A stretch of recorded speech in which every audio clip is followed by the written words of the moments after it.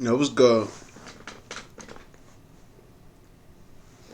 Another reaction, Mr. Nightmare, 3 scary true forest horror stories. But I get straight into it. I already know this about to be fire.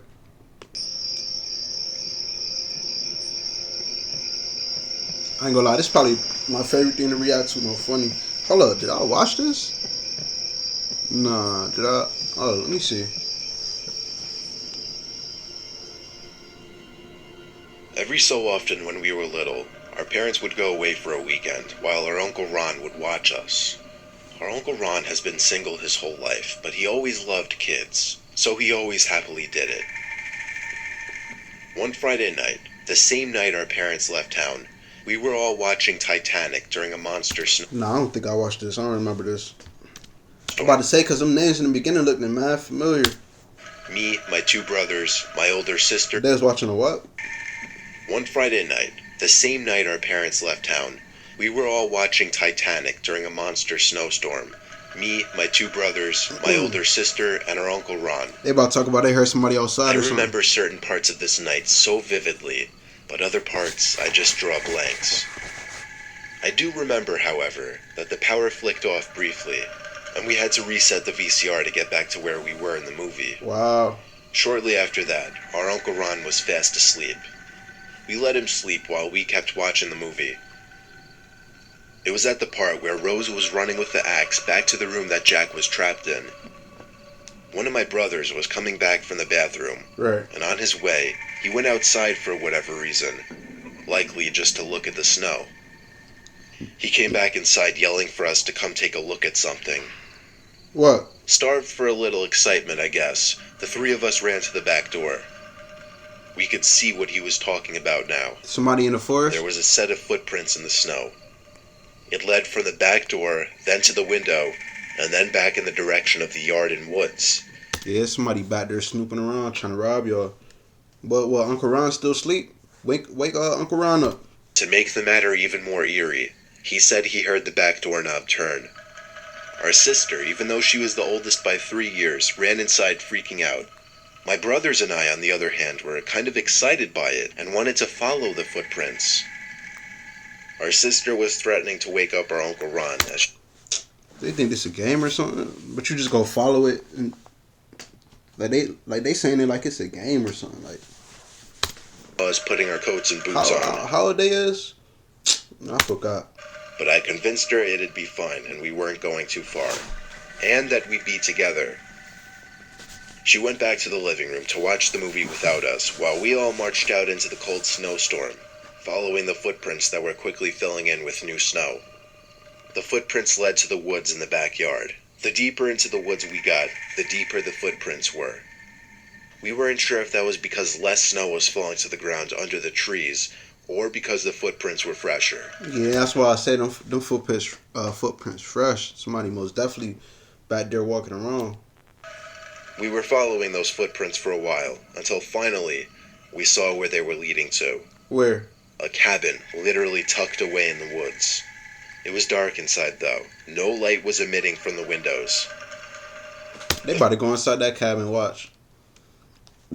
Guarantee you they about to go inside. Steps led to the front door of the cabin, but we didn't dare go up to it. Oh, alright. Instead, we crept over to the closest window to peer inside. It was too dark to see anything still inside going though, but we Alright. noticed it wasn't actually a glass window.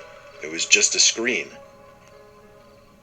Then there were 2 thumps from inside of the cabin. And then the sound of something sliding.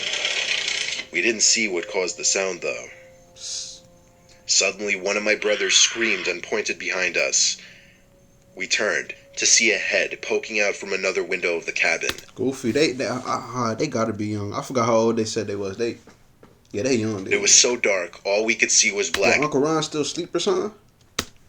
No features. Then the head disappeared from view as we heard rapid thumping sounds inside of the cabin. And then the front door to the cabin burst open.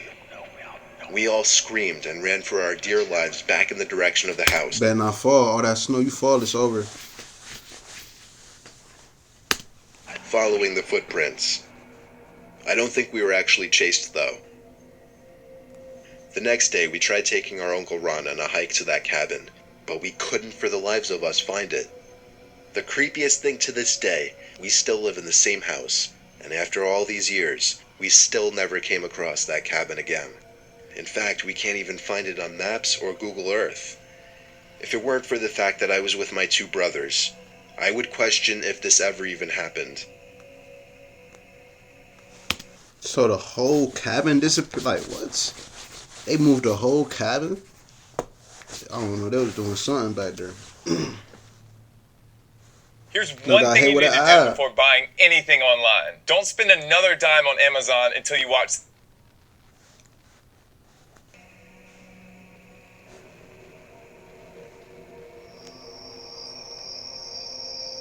My friends, who I'll refer to as S and J, came along with me on a little camping trip near Blue Mountain National Park.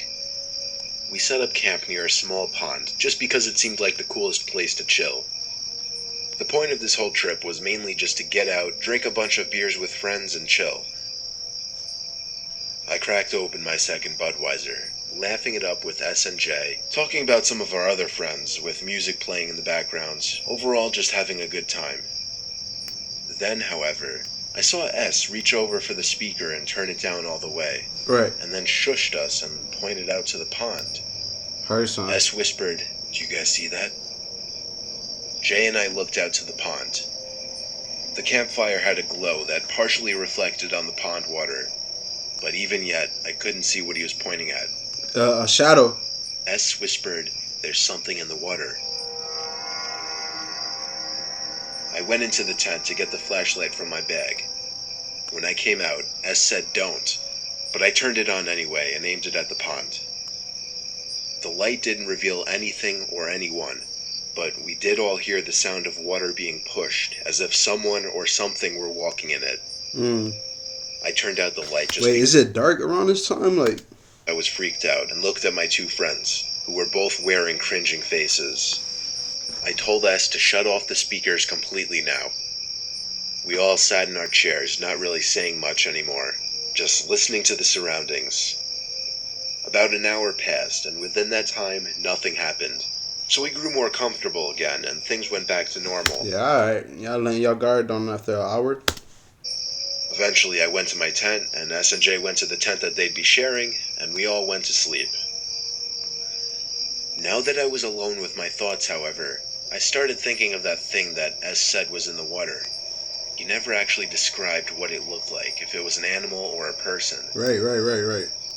My sense of hearing was heightened as I was in a state of alert, and because of that, I heard something from the woods. I sat up, since that always seems They should have been got up out of there. Man. with concentration. I needed to hear one more sound before I could confirm something wasn't right. There was the sound again, much closer now, and I was able to confirm it was a foot hitting the ground. Yep. Whether it was a person's foot or an animal's foot. They got a North Face tent. I'm crying. I didn't even know North Face make tents. That's crazy. North Face tent. Still unclear, however. I heard another footstep, this time much closer. It was clear someone or something was sneaking around our campsite. There was one final footstep. It was really close to the tent. About to open it. I started texting S, but I was only able to type out the words, "There's something," before the gut-wrenching, blood-curdling scream pierced through the walls of the tent. I couldn't tell if it was the scream of a man or a woman. It's hard to explain, but it was deep enough where it could be a man, but not so deep to the point that it couldn't be a woman. Right. The scream lasted about 5 seconds. Then there was silence. I didn't know if I should get out, call for my friends, or stay silent. I texted S, "Dude, we have to run." He responded, "What was that?" I didn't answer right away. Instead, I tried to think of what we could do. But pretty soon, S texted me again, saying the coast is clear, run for the car. I grabbed the keys from my bag, opened the zipper to the tent, and sprinted to the car, which luckily was only about 30 seconds away. We stayed in the 30 seconds. That's kind of far. So you telling me they was running for 30 seconds? That's far. Why they parked So for far all away. night and went back the next morning for our stuff, which luckily was all still there. We sprinted to the car, which luckily was only about 30 seconds away. We stayed in the car all night and went back I the wonder next what they left there. So he just took his keys. morning for our stuff, which luckily was all still there. Still have no idea who, or even dare I say what that thing was at our campsite that night. Just happy we got out okay.